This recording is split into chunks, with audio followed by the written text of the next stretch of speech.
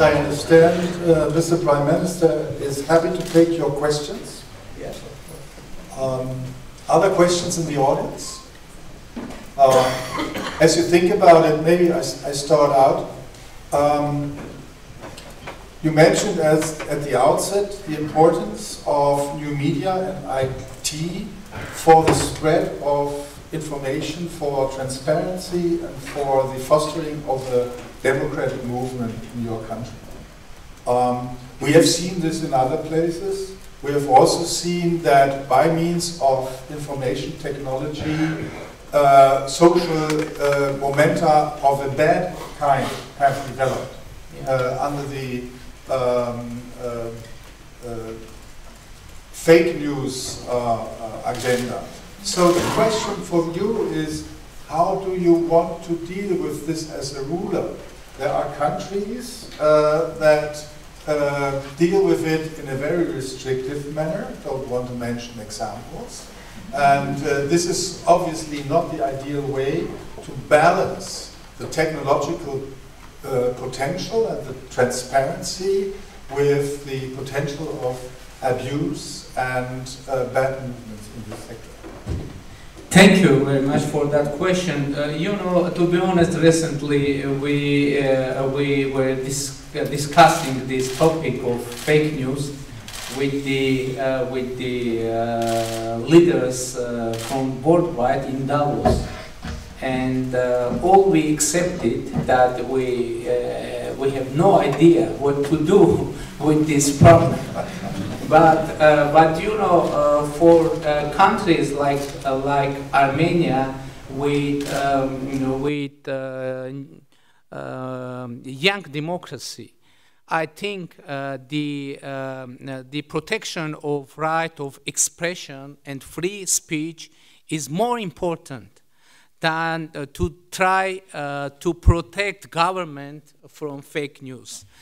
You know, I would be honest, fake news now is a very big problem for all government of all countries, and for our government and for me personally too, because we have now in Armenian social media a huge amount of fake news about me personally, about my family, about my government, about our political team, about current situation in Armenia.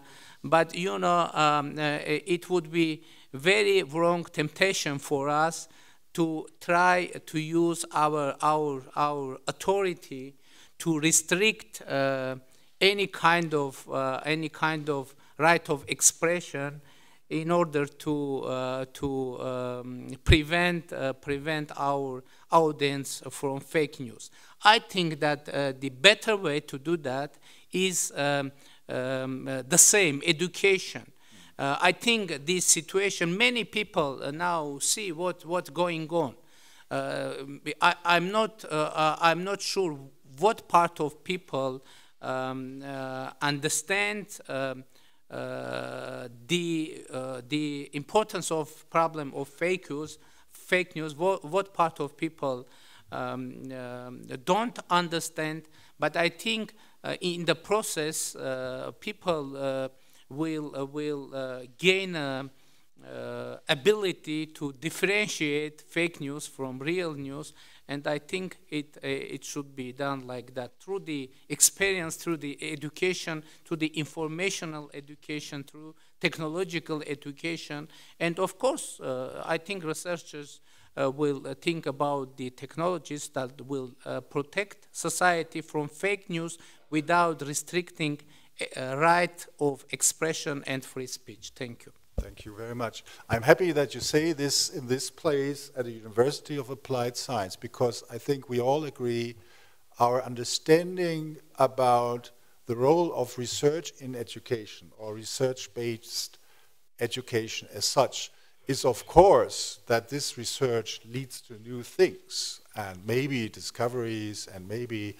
useful inventions. But as a main asset, research-based education should provide young people with the skill, with the lifelong skill, if possible, to be able by themselves to tell apart the truth from the lie, the more probable from the less probable, by having the methodological approaches to criticize whatever they hear, whatever they learn, by whoever there is or whoever there seems to be. Further questions? You mentioned also the Davos conference, World Economic Forum, and in the beforehand, the risk report was published, raising issues like you've mentioned, digitization, but also climate change. Now, I'm aware that Armenia is not only a beautiful country, has a rich culture, but also has some impacts of natural hazards especially. Do you see connections of the topic of climate change and also digitization and all the new technologies as an opportunity also to create markets in economy? Thank you. Yes, of course, because, you know, many people perceive new technologies, technologies as enemies for environment and for protection of environment. But it can be, this perception has a part of truth. But on the other side, new technologies allow us to solve the environmental issues. And to be honest, thanks to new technologies, now we are aware about the scale of the issue of climate change and environmental issue, etc. In Armenia, to be honest, we have the huge problem of recycling the garbage, and now we are searching for investment on that field because we need to clean up our country because unfortunately we have no recycling technologies in our country implemented. And the other issue is to increase the demands from the mining sector in our country, because unfortunately our environment was hugely damaged from mining sector, and now we are going to increase and establish very high standards on environment and very high environmental standards on mining sector, and we hope that we will be able to do that with help of technologies. And it's very important not only implement and create and establish standard, but to have control on implementation process, and for that also new technologies would be very useful. Thank you.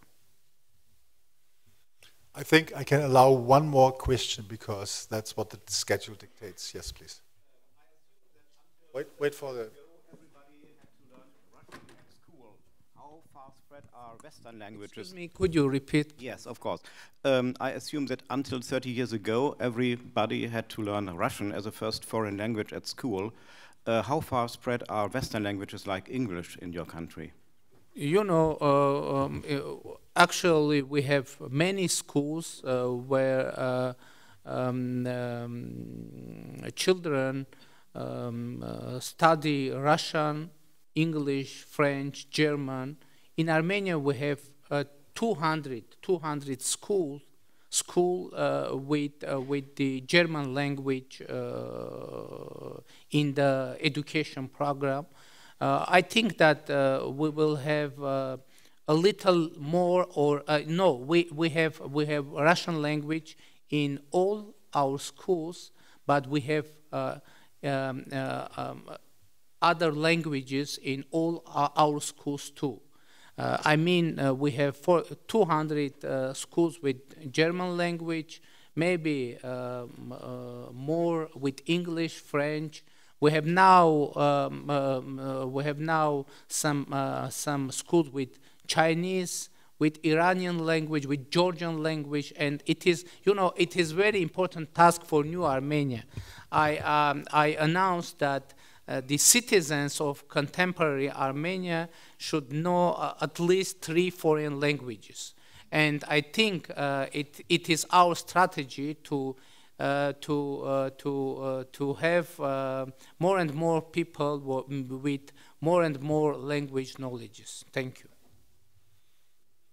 I think we could dream of such a situation here in our country. So I'm very unhappy to cut this short, but due to your schedule, Mr. Prime Minister, we have to finish this session. Let us thank you very warm again for this very illuminating speech and for the nice discussion. Thank you very much. Thank you. Thank you very much.